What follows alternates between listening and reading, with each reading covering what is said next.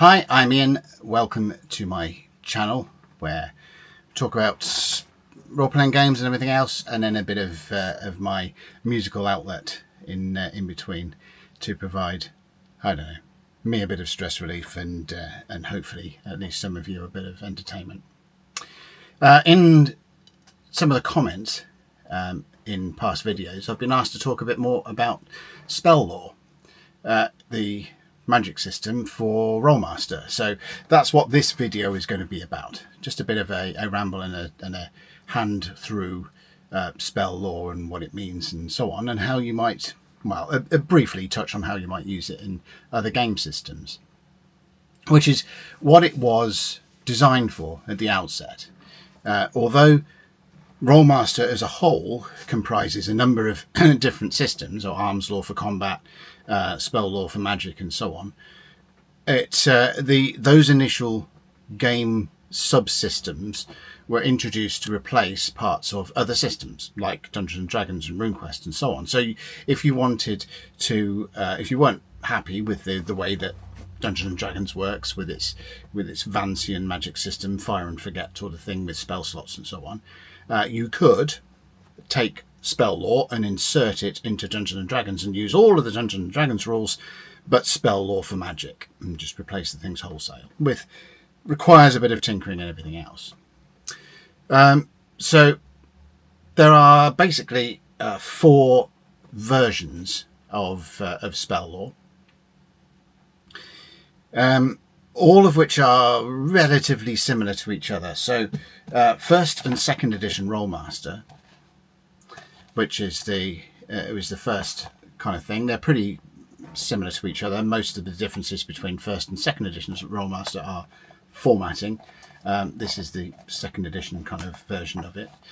Rolemaster Classic spell lore, which is Rolemaster Classic is a sort of reiteration and reformatted version of second edition. So the concept that there are 4 editions of Rolemaster are not wholly accurate, but there are some changes and re-edits to Classic that do set it a little bit apart. The standard system, Rolemaster standard system, spell lore.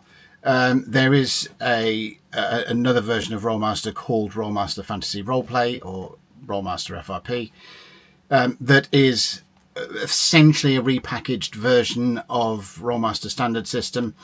I prefer Rolemaster Standard System, or RMSS, because it parcels things up nicely. For example, spell lore is probably the best example of that, in the fact that spell lore comes as a single book in RMSS, and in RMFRP, it is split over 3 separate volumes instead of just the one big thick one. So, but they're essentially the same system.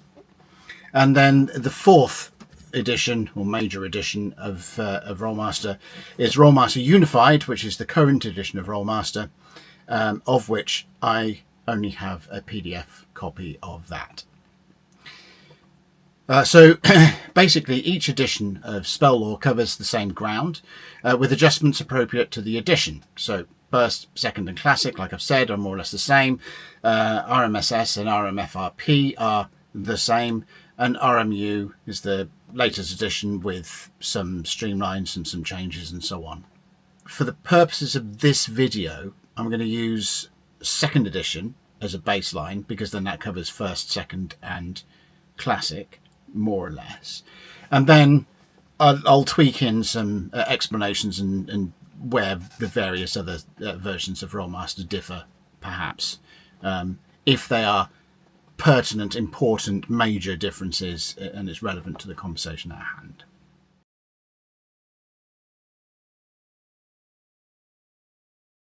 hand. I've dealt with Rolemaster and most of its editions in their own videos, but just to summarise some of the key concepts to make what follows more understandable. So when we start talking about certain concepts, if you've got a bit of a framework to hang that on. So as we said, Rolemaster was originally conceived as a collection of components that could be swapped in and out of other role-playing games, in whole or in part, to add more detail. For example, you could replace Dungeons and Dragons magic system with spell lore and still use the rest of Dungeons and Dragons rules as is. When used together, the component parts make up the game of Rolemaster in its own right. Rolemaster is level based and character abilities are defined by skills. So the rough equivalent to character classes in Rolemaster are professions. But instead of Dungeons and Dragons classes that dictate, at this level you gain this ability, at this level you gain this ability, and so on, professions don't dictate the character capabilities.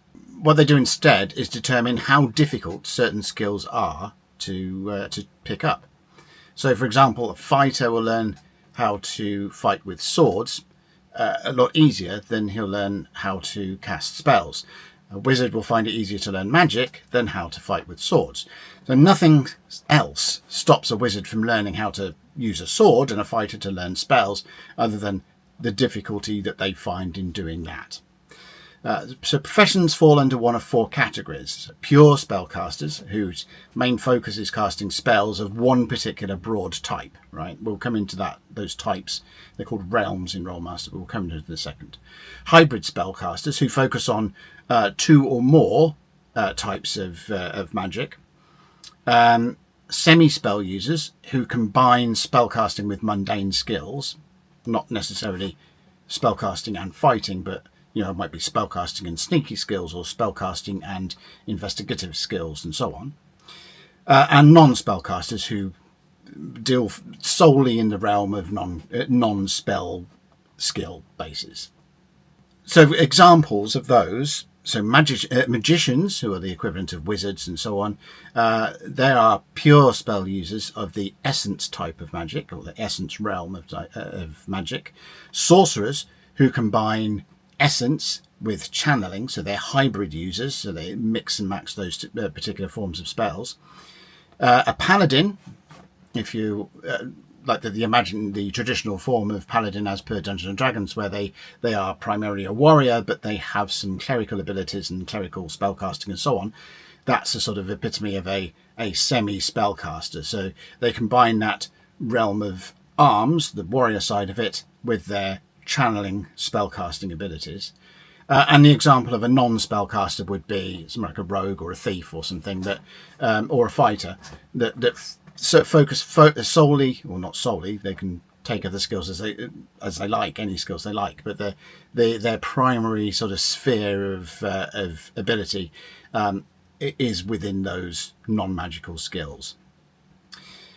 The broad types of magic that are defined within spellcaster, which are called realms, as I said, are essence, which is the manipulation of external magical forces, which is roughly equivalent to the Dungeons and Dragons arcane magic, or the intelligence-based spellcasting. Channeling, which is the receipt and transference of magical energies from another source, and that's roughly equivalent to divine magic in Dungeons and Dragons, as in magical power that's received from a deity. And mentalism, which is manipulation of internal magical energies, and very roughly equivalent to psionics and charisma-based spellcasting, although psionics exist within the Rolemaster sphere as a specific thing also. So let's go and split the system up into some key component parts: learning spells, casting non-combat spells, and then casting combat spells.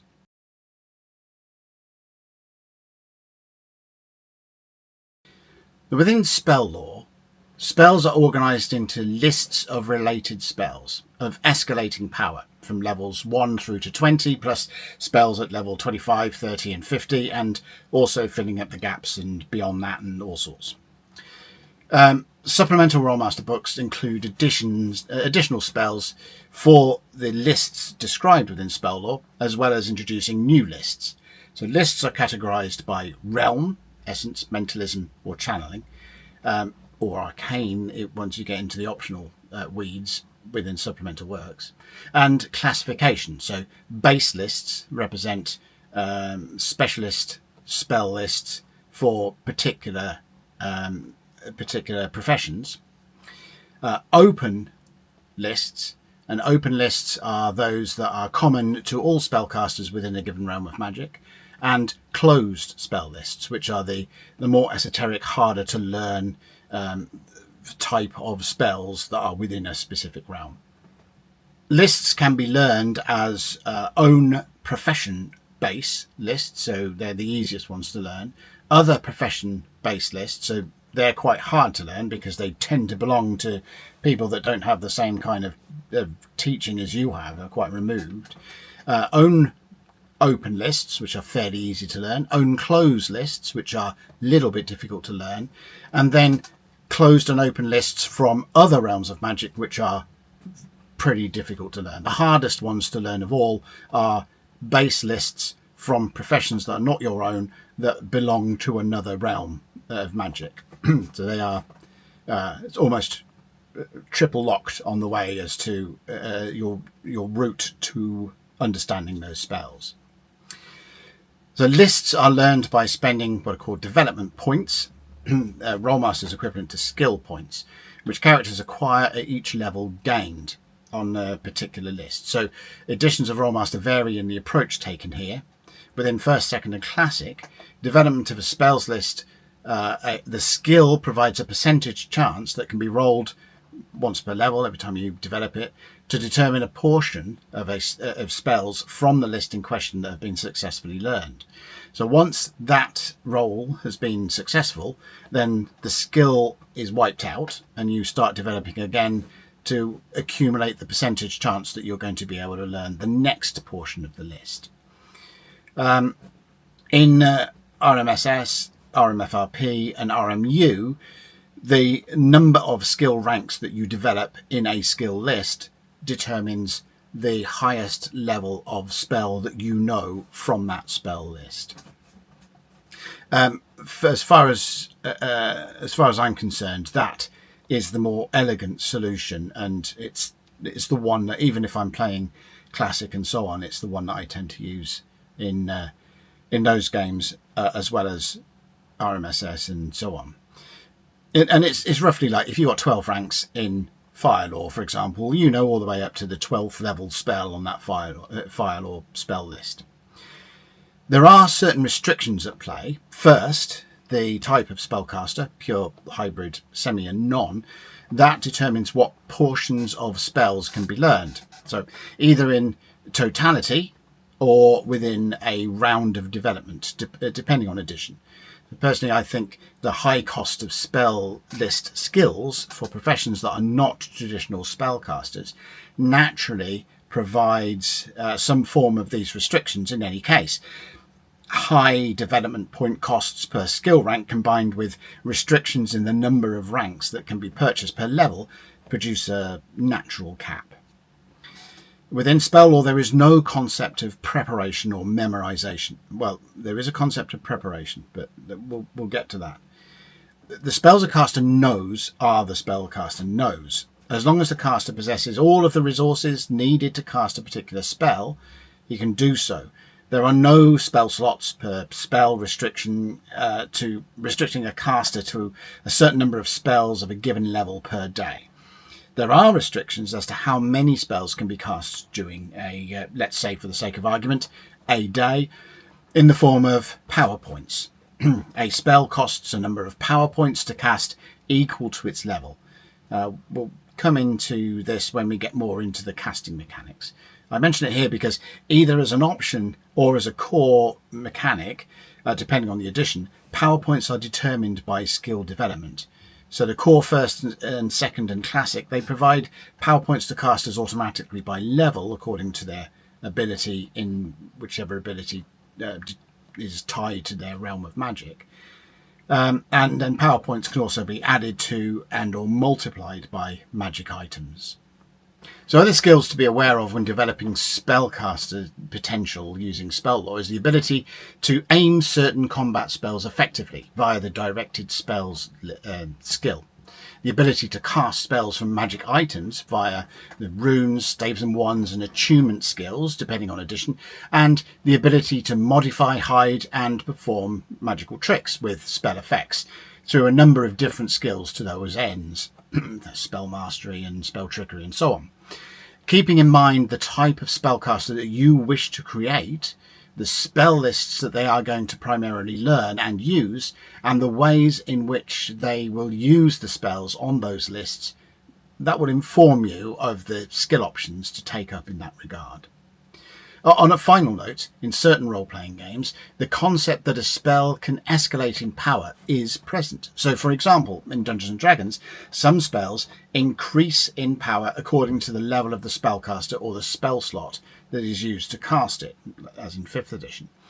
In Dungeon Crawl Classics, a modifier, depending on the character's level, is applied to a table of effects for a spell, with increasing power existing at the high rolling ends of that table. Within RuneQuest, spending additional magic points on a spell increases its effectiveness. However, within Rolemaster, high-powered versions of the same spell exist as higher-level spells on the spell list. For example, Haste 1, Haste 2, Haste 3, Haste 5, Haste 10. They exist at level 6, 8, 12, 15 and 20 on the Rapid Ways spell list, respectively.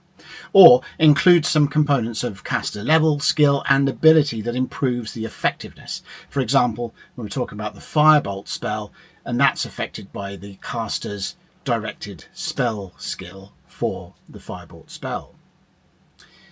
Before we get on to the mechanics of casting, let's summarise. So within spell lore, in order for a character to learn spells, they must develop a skill for a specific list of spells. To improve their ability at casting spells, a character must develop appropriate skills, for example, directed spells to aiming energy bolts. To manipulate and modify spell effects, further skills can be developed. To power spells when casting, power points must be accumulated, either automatically or through skill development. Now let's get on to casting spells.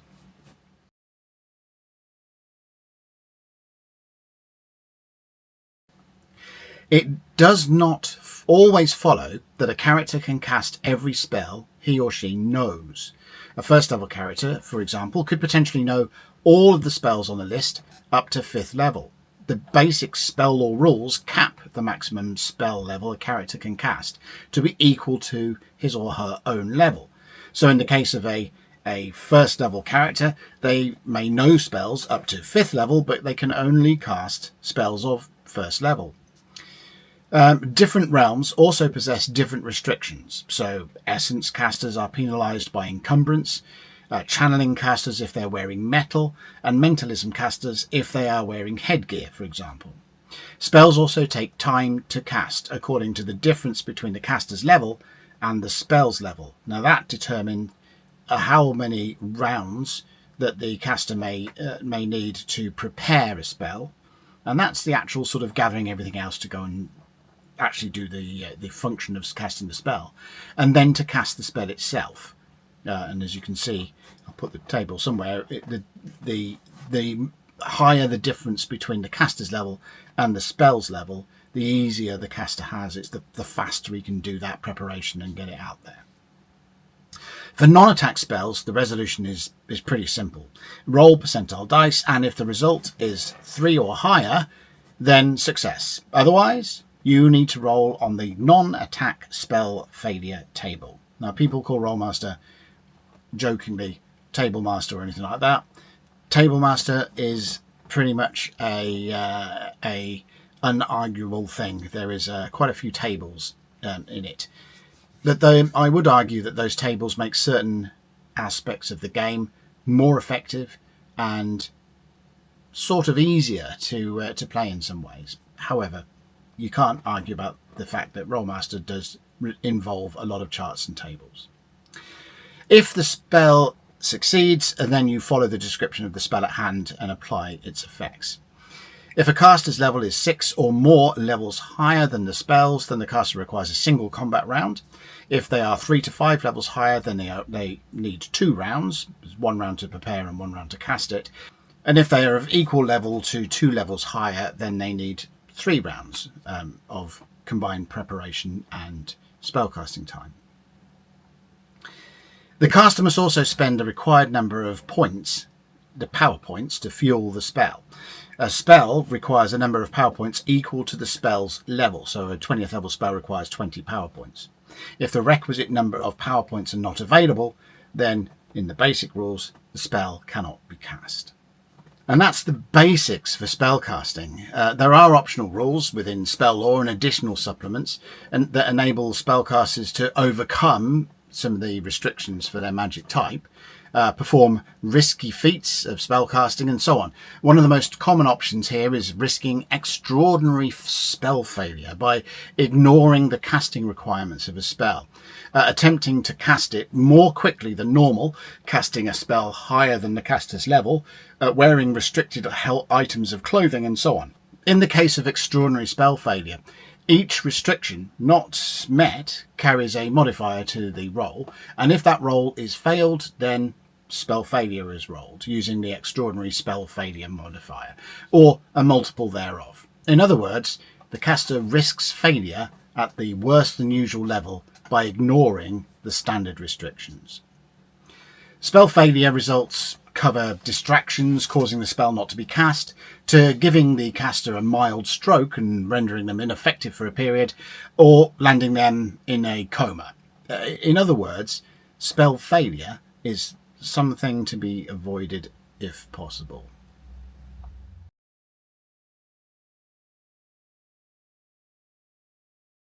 Combat spells build on the basic spellcasting concepts, but this time, instead of a straight roll to determine whether the spell has failed or not, the caster makes an attack roll. This attack roll depends on the type of spell being cast. So general attacking spells that may be resisted by their targets are rolled as base attack spells, while things like lightning bolts, fireballs, and similar elemental attack spells are rolled as, no surprise, elemental attack spells. Base attack spells are rolled as a simple 1d100 roll, modified by the caster's level, the specific spell used, any items affecting the caster's effectiveness or the target's ability to avoid, rather than resist, the spell, and the nature of the target's level of cover, the range to the target, and so on. An unmodified result of 1 to 2 is an automatic failure. Unmodified rolls of over 95 carry higher chances to punch through whatever resistances the target might have to the spell effect.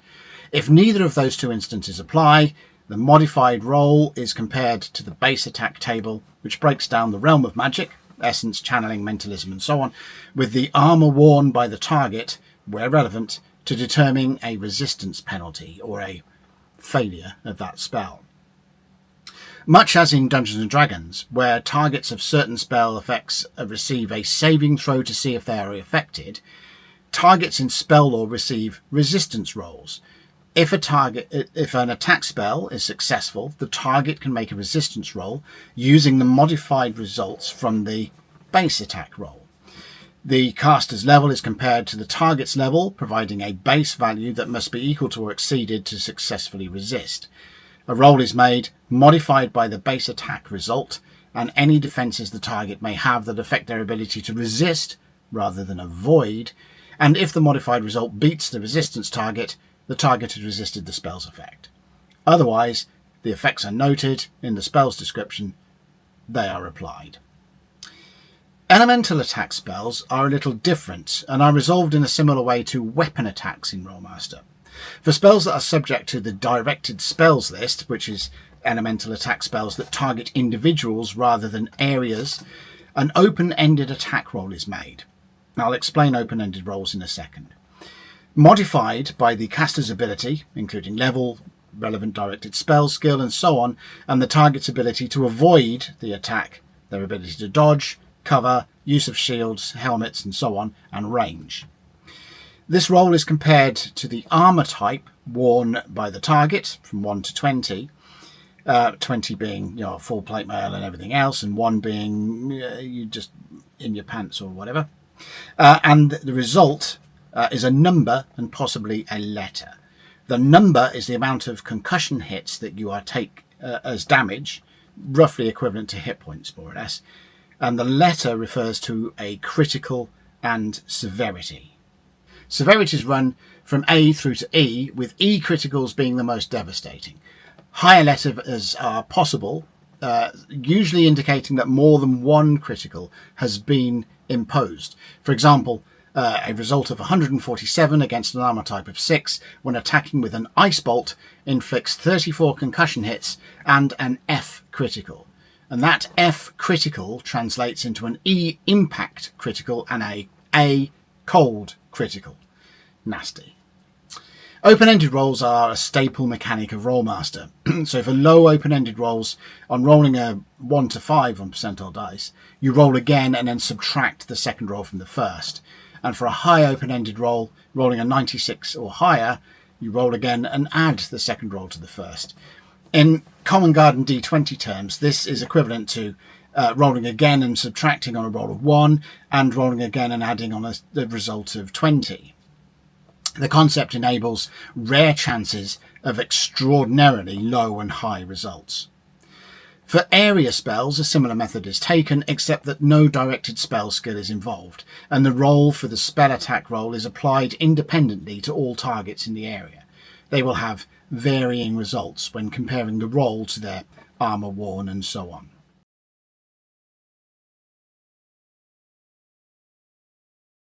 Spell lore goes beyond listing spells and providing rules and charts for resolving spell effects. Spell research is one of the former, determining whether this effect fits an existing list and what spell level it should be. The spell level determines how long the spell will take to research, triple time for effectively brand new spell lists. The referee may also impose cost and material requirements as befitting the nature of the spell being researched. Once all of these requirements, including time, have been met, the researcher makes a roll on the general column of the base spell attack table, and any non-failure result means that the spell has been successfully researched. It is an easy process to follow, but does require some knowledge and experience regarding the relative power of spells, particularly on the part of the referee, to make judgment calls on spell levels and requirements. Hopefully, by the time a game has progressed to characters making their own spells up, and especially given the vast number of spells already described within spell lore, let alone additional Rolemaster works, that experience has long since been acquired.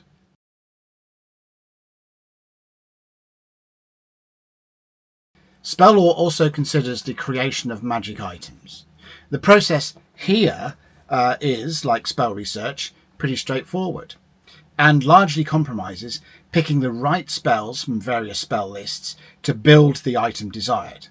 The general scope here is to fashion the base item ready to be magically enhanced, and then enchanting the item with those enhancements and or embedding spells and powering the item with charges. Creating a magic sword, for example, begins with, say, the Work Steel 2 spell from the Alchemist's Inorganic Skills list. This creates the base weapon.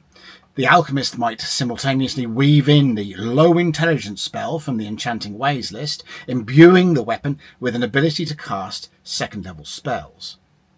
We want Weapon 2 to be cast too, from that same spell list, which will provide the weapon with a plus 10 bonus, roughly equivalent to a Dungeons & Dragons plus 2 bonus.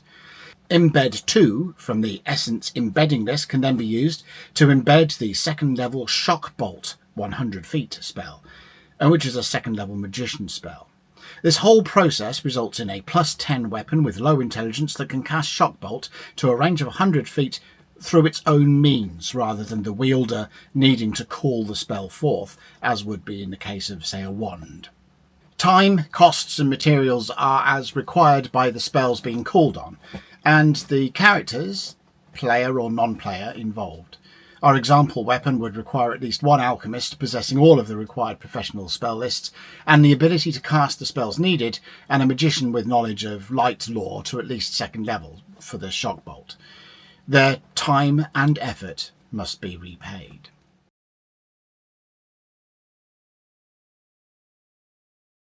Spell lore, as is normal within Rolemaster tomes, presents a number of options that referees can use to adjust the way that magic works in their games to one extent or another. We've already talked about extraordinary spell failure, which allows characters to cast spells outside the normal restrictions placed on casters. Core options also include varying the effectiveness of attack spells by pumping more power points into their casting than usual, certain channeling magic potentially harming the caster on its way through them, and varying the rate at which casters learn spells.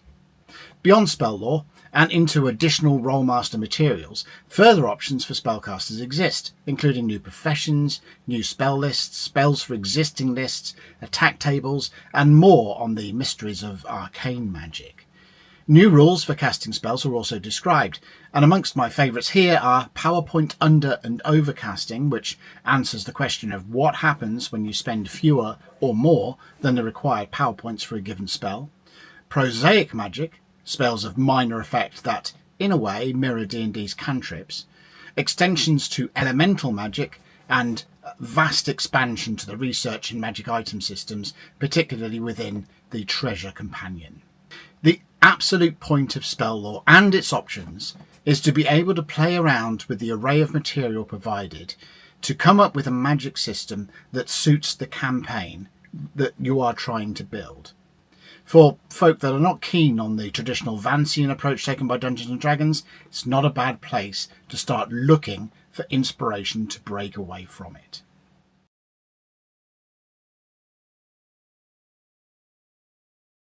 Just to wrap up, I noted at the start of this that spell lore's original intent was to provide a magic system that could be swapped out for any system's own magic system. This is true, and most editions of spell lore provide guidelines for how this can be done. But I will provide some advice and outline some of the difficulties you may run into if you do use spell lore in this way. The first one is in the learning of spells. In something like RuneQuest, where you already have a skill system in place, and one that is percentile based to boot, this isn't so difficult. But how to manage this within a system that doesn't have an all-encompassing skill system, such as Dungeons & Dragons? And within that I include 3rd edition, which possesses one of the most extensive skill systems for core D&D to date. This is easily managed by allowing spellcasters list picks at each level gained. For example, a wizard might receive knowledge of a B portion, that is, spells of levels 1 through to 10 at 1st level, a B pick in a second list at 2nd level, a D pick from levels 11 to 20 in his initial list at 3rd level, and so on. Portions work differently for semi and non-spell users in this regard, with A portions being from 1st to 5th, C portions being 6th to 10th, and so on. Remember in Rolemaster that knowing spells is entirely different to being able to cast them, so that 1st level spell first level caster knowing spells up to 10th level doesn't mean to say that he can cast up to 10th level spells. He just knows the general purpose of how it works. Spell lore provides a number of power points per level according to a character's realm of magic and associated statistic or ability score for both percentiles and 3 to 18 ability score ranges. Highest level of spell that can be cast within Rolemaster is equal to character level, but levels between different games do not completely correlate. In this regard, I would double the Dungeons & Dragons character level. So a 1st level character would be able to cast 1st and 2nd level spells. With current editions of D&D capped at level 20, this does mean that spells above 40th level, using my doubling option there, would be inaccessible. But either epic rules, boons, feats, whatever, they can be used to open up access to those higher level spells. For systems without character levels, things can get a little harder. I suggest here using the PowerPoint development skill, so using that to determine the number of power points and caster level, although you will need to tinker around to gain the balance that you wish to have in your game. Converting from percentiles to D20 and vice versa is not difficult. For percentiles, divide by 5. For D20, multiply by 5. I would recommend using percentile dice when referring to spell lore tables though, as the percentile rolls, including open-ended ones, provide the much more nuanced results that the tables encompass over trying to translate them down into D20 rolls. When you consider the greater description of injuries and healing presented in Rolemaster as a whole, things can get out of kilter somewhat when you are playing a game that embraces spell lore but continues to use the core combat and injury system of the parent game. If you do introduce spell lore, to avoid this incongruity, I would recommend porting in at least the injury and healing portion of Arms Lore, Rolemaster's combat system, to ensure the results coming in from especially attack spells match up with the results of, say, being smashed in the face with a mace. And that is my overview of spell lore. It is a magic system that I do enjoy, and while there are some table referencing going on, the shortened spell descriptions and common elements do make it less complicated on aggregate than, say, Dungeons and Dragons. The presence of spell failure, even though of a small probability, provides some tension during sessions, and options such as extraordinary spell failure and PowerPoint undercasting and PowerPoint overcasting provide spellcasting characters plenty of options to consider in desperate times.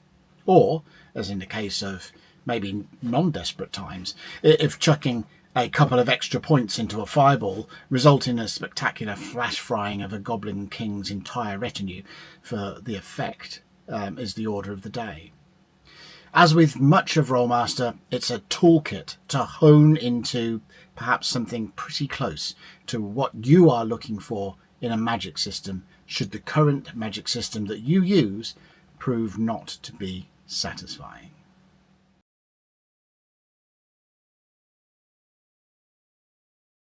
I would like to thank all of you that have subscribed to my channel, that follow my content. It's very much appreciated, and I hope you gain insight into not just the material that covers the game that you might be most interested in, but also, get an insight into game mechanics as a whole and the different kinds of games that are out there. I think role-playing as a hobby in and of itself is a vastly expanded experience, and if you're just limiting yourself to that, Dungeons and Dragons or singular role-playing game, then I think your experience is somewhat diminished in what it could be. I mean, if you enjoy the game that you play and that's all you want to do, then that's fine. I'm not going to argue with that at all. But I think there is a whole vista of stuff that you're missing out on if you want to limit your way that way. To close this off, I would also like to thank Fire Beetle, ND99 and Dennis Rickard for subscribing and going beyond and picking up memberships to my channel. Very, very much appreciated. I'm trying to put stuff together that will be worth your while in taking that memberships on. I don't want people just taking a membership on and then not giving them something extra for that sort of regular contact with my channel. So hopefully some of you will check that out as well. Other than that, I hope you have a great day. I am boiling in my office at the moment. We are due a heat wave apparently tomorrow, so we'll see how that goes. And until next video, enjoy and take care.